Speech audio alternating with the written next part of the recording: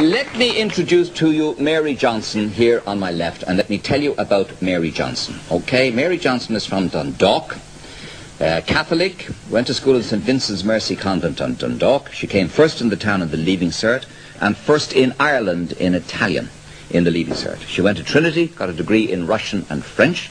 She then went to study marketing at night in the College of Commerce in Rathmines, did the 4-year course in 2 years. She's an inter-pro squash player for Leinster and also has coaching qualifications. She plays guitar and sings and has her own business here in Dublin. She runs a sports shop. And just over 2 years ago, she was introduced to Scientology, the Church of Scientology, by a friend called Tom. And Mary, let me just summarize the bare skeleton of what I know about you. You were introduced by Tom. The idea was that Scientology offered you a chance to further your career, your self-fulfillment, your freedom and control over your own life if you took a course, which you did, and you paid for it. And whether you succeeded in that or not, the idea was that you go to do a second course and you pay for that, and so on to a third course and you pay for that. And you found yourself being drawn into this organization, and you began to get worried about it and concerned about your place in it. And then your family brought pressure to bear upon you, or influence at least to bear upon you, to get out. And because of the concern and efforts on their part and on the parts of your friends, you eventually declutched with some difficulty. Is that a fair sort of summary in broad outline of what happened? Yes, in broad outline. Yes. Why are you frightened to be here tonight? I'm frightened to be here, Gay, because I'm intimidated by the people who are here from the Church of Scientology. The first point I would like to make is that the reason I'm here is because I'm the only Irish person who is an ex-member of the Church of Scientology who is prepared to speak out. Ex-members don't speak out. That's the first point. The second point is it's interesting that the Church of Scientology has seen fit to fly in 2 people from England today for this show when I'm Irish, we're dealing with the Church of Scientology in Ireland. Are they not happy to have their own members here speak? You got out relatively easily, did you not? I did, because my family worked very quickly and very thoroughly to get information on the Church of Scientology, and but for that intervention I wouldn't be here today. Was there pressure brought to bear upon you when you were getting out, or at any time while you were in, when you first began to voice your reservations? From whom? From the church? From the church, yes. Well, I didn't actually voice my reservations to the church. By the time my family had intervened, I had made a commitment to the church that I was going to give up my business and move to England and work for the church for 1 billion years. Because at that stage I believed in reincarnation, which I don't believe in. 1 billion years? Yeah, just 1 billion years. And they had got their influence had got you to the point of almost selling up your business, is that so? Yes. It was their suggestion was that I would be more fulfilled in Scientology, and would it not be a good idea if I sold my business? Okay. So you're frightened to be here tonight. When you finally decided to leave, was there pressure and intimidation brought to bear? When I left Scientology, the following week I had about 20 phone calls from people in Scientology to find out why I hadn't come back and reported on the intervention with my family, because I was drilled how to deal with my family by members of the church. You were told what to say to your family? I would have a member of the Church of Scientology role-playing my mother or my sister or my brother-in-law, and I would answer them defending the Church of Scientology. And you did pretty good at that? I was a good student, I believe. Yes. And eventually then you got these phone calls. Were they threatening phone calls, intimidating phone calls, bullying? Not at that stage, but the problem with them was that they were to my business, they were to my home, they were invasive. I found them very much invading my privacy.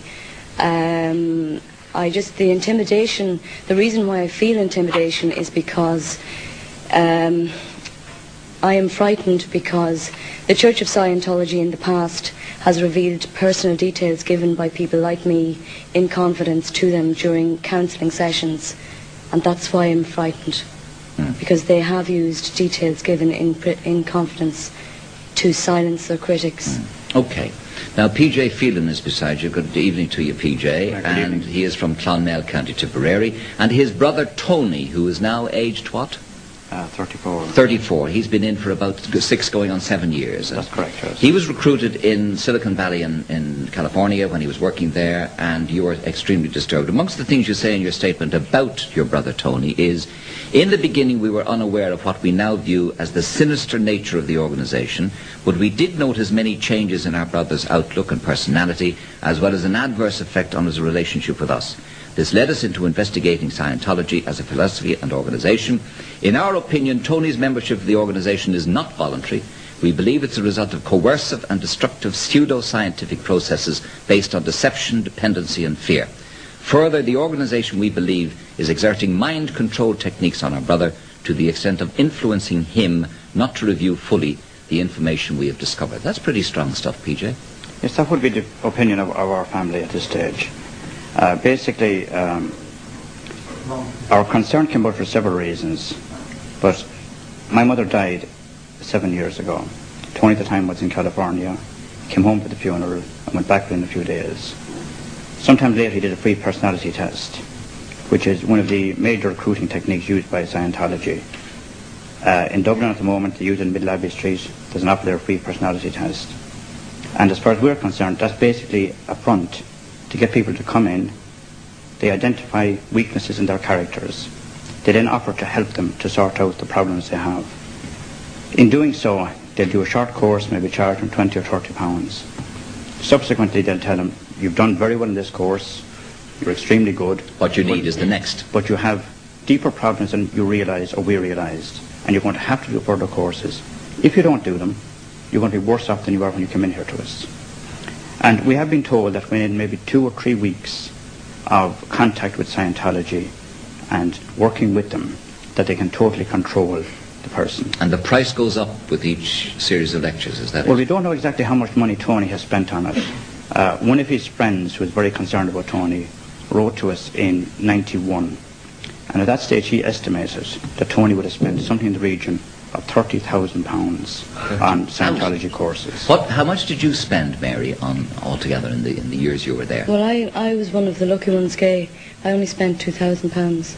In the 2 years? Yes, but I'm very lucky. What do you mean lucky? That you hadn't got the money to spend? I'm lucky because I have a business and I was very much aware that I didn't have disposable income to spend, but they pressured me.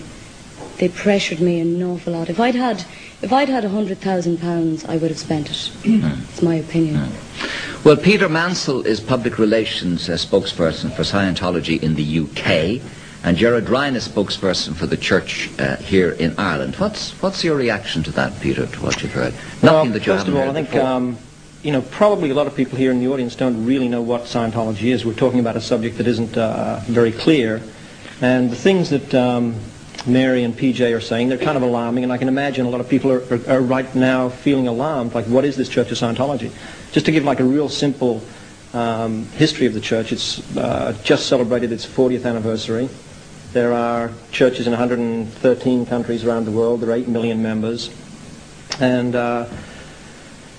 one of the things you have to look at, the kind of allegations that Mary and PJ are saying, they're not new. I mean, anybody here that reads the newspaper has kind of read this kind of thing before. One of the things that's the most significant thing, I think, at the beginning to look at is all of this kind of allegation comes from a particular source. It's not just, this isn't just, PJ got his information from somewhere. And we all know where he got it from. He got it from a woman called Bonnie Wood. She's an American evangelical Christian, and her life's purpose is steering people away from other religions and into hers.